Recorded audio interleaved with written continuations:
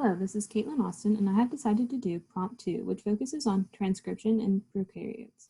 To creatively display this information, I created a word find or joke puzzle where the student reveals a phrase by correctly labeling a diagram. The joke in this activity is, what does Tuffy the wolf say about October? This puzzle actually uses two diagrams, one for initiation and one for elongation, and one for termination. If we take a look at the first diagram, we can see three labeled segments that come before where transcription is taking place. The segment labeled I is the promoter, and it includes the two sections labeled O and heart.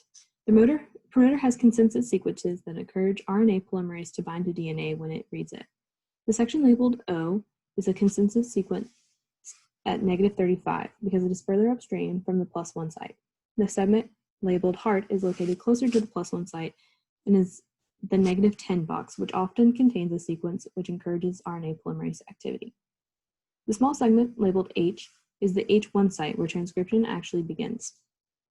Above this is the small orange circle labeled with a sigma and a W.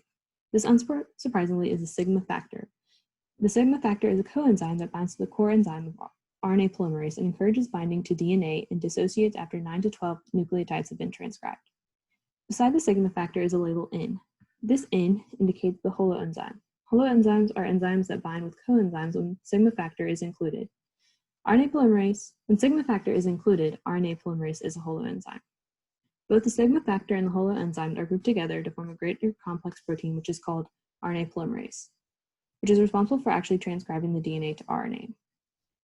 The two strands of DNA the RNA polymerase is acting on are both labeled with an E. The darker purple strand is called the coding strand. It is very similar to the RNA being created, and has the same orientation and almost identical nucleotides.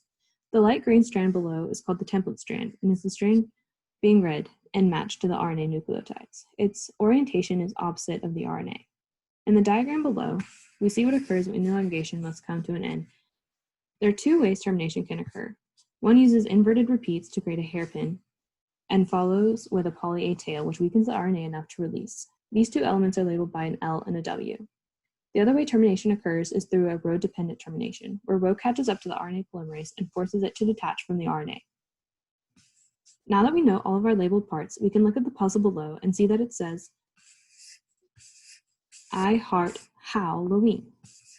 For the second part of the prompt, I included a small flow diagram to show how one teeny change to the DNA strand can have a large impact on the organism as a whole.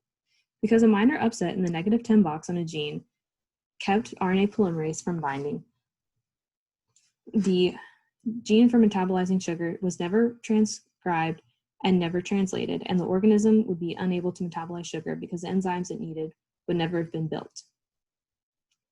As always, all of this information comes from Halbach and Jones, Genetics 311, Principles of Genetics, Lecture Slides, NC State University, and the pictures for this assignment are my own.